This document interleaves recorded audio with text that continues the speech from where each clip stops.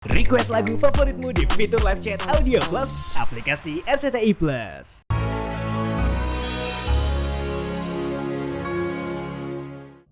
Kelas 1, keinginan saya pengen jadi penyanyi semakin menggebu. Terus orang tua saya mungkin karena ngelihat keinginan saya yang terlalu, mungkin mereka takut ya. Papi saya sebetulnya sejak dulu tuh melarang. Waktu kecil memang dia mengarahkan bakat anaknya karena dia guru, mungkin ngerti ya. Tapi setelah keinginan saya pengen jadi penyanyi semakin menggebu, dia kayaknya ngelarang gitu. Karena orang kampung biasanya karena mereka biasanya baca.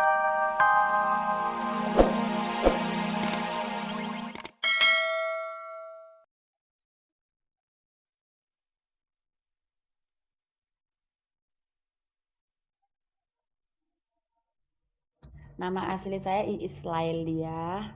Saya biasa dipanggil Iis. Atau karena saya tinggal di daerah Indramayu sana, orang manggil saya Nok Iis.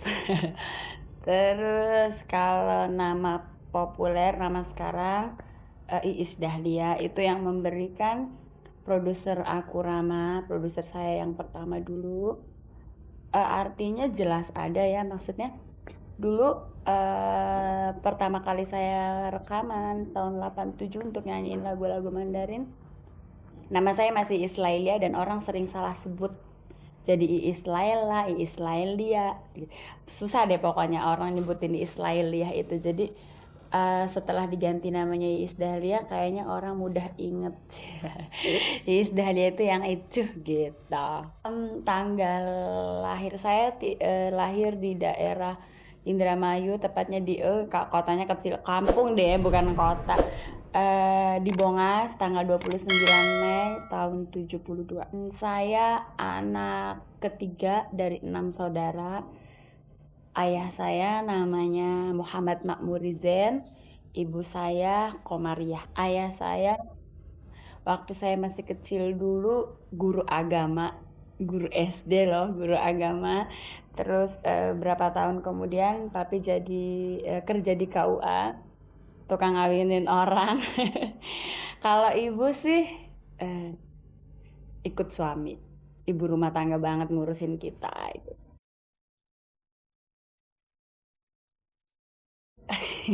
Karena saya tinggal di kota kecil dan jalanannya masih becek, belum ada listrik, itu baru-baru jauh dari listrik. Baru ada listrik tuh baru-baru aja. Jadi kalau kita sekolah, kadang-kadang kalau hujan kita jarang pakai sepatu. Terus di antara murid-murid yang lain, kakak saya termasuk yang paling kecil karena mungkin sadar untuk bersekolah waktu itu masih ini sekali ya, karena orang di sekitar saya itu masih untuk pendidikan kayaknya masih masih belum berpikir ke sana ya, karena mereka bener-bener petani dan banyak yang masih buta huruf waktu itu. Tapi sekarang sih banyak kemajuannya, anak-anak sekarang udah pada sekolah, walaupun sekolah zaman itu di daerah saya belum ada untuk tingkat SMP. Mereka biasanya pada keluar kota seperti saya juga. Saya dulu sekolah di SD Marga Mulia 4, dan di antara murid-murid yang lain, kakak saya termasuk yang aktif ngikutin kegiatan-kegiatan kita waktu itu. Suka ikut perlombaan nyanyi, baca puisi, dan jadi juara. Dulu saya sering main di sawah, mandi di kali, walaupun kadang-kadang sering kena marah juga.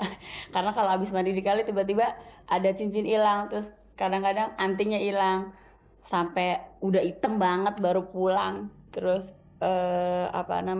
kadang-kadang kalau terang bulan kita main sama teman-teman.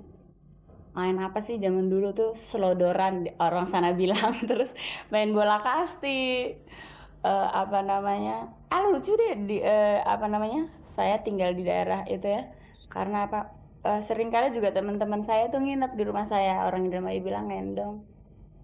Yang lucunya tuh karena nggak mungkin mereka, karena terlalu banyak yang nginep di rumah, saya cuman punya kamar satu sama kakak saya, jadi mereka nggak mungkin tidur di atas ranjang, jadi mereka tuh tidur gelar tikar di kolong ranjang saya. Jadi kalau orang daerah sana tuh kolong ranjangnya pada kotor, mungkin hanya kolong ranjang saya yang bersih karena setiap malam mereka tidur di situ.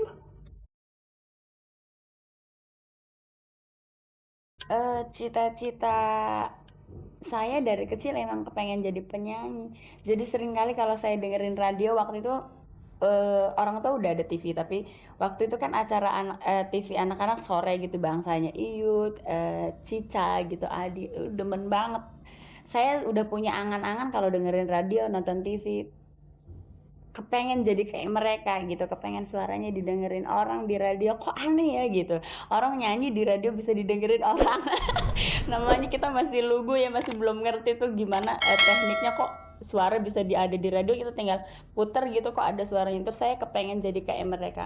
Dan alhamdulillah apa yang saya cita-citain sejak dari kecil tuh tercapai.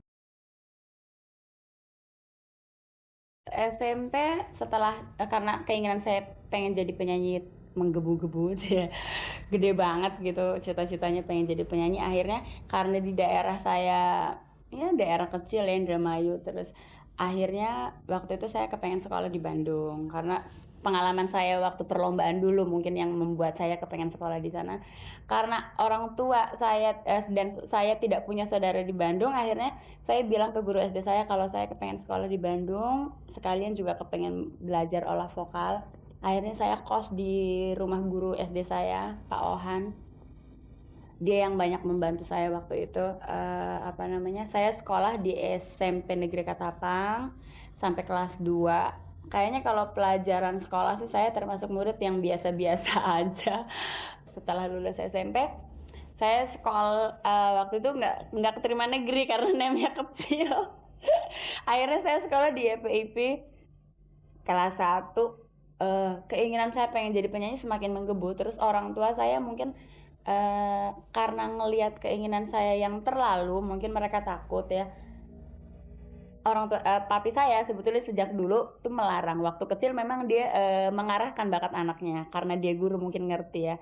Tapi setelah keinginan saya pengen jadi penyanyi semakin menggebu, dia kayaknya ngelarang gitu karena orang kampung biasanya, karena mereka biasanya baca koran-koran gosip gitu.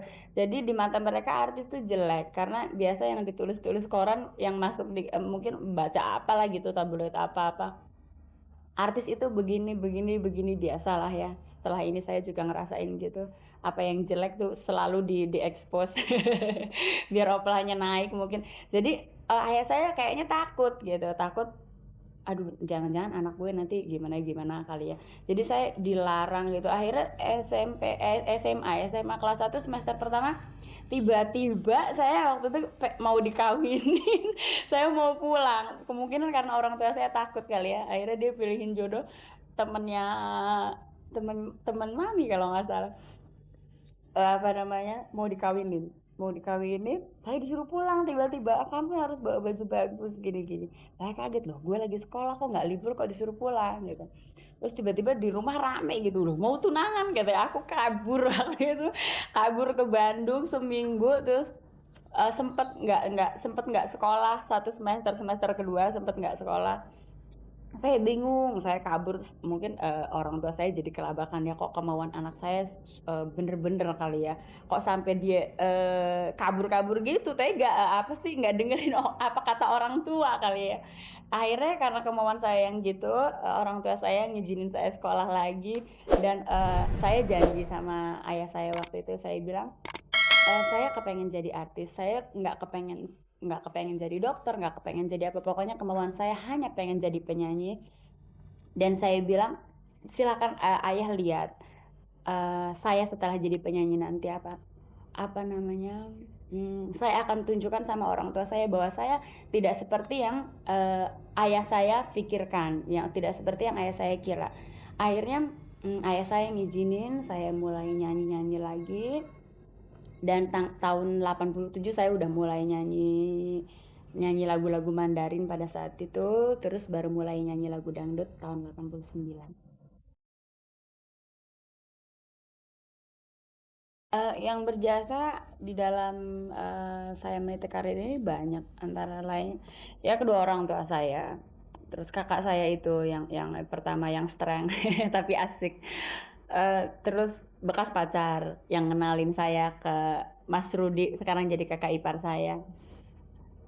Apa namanya, terus Paling yang utamanya sih karena kemauan saya yang keras banget kepengen jadi penyanyi.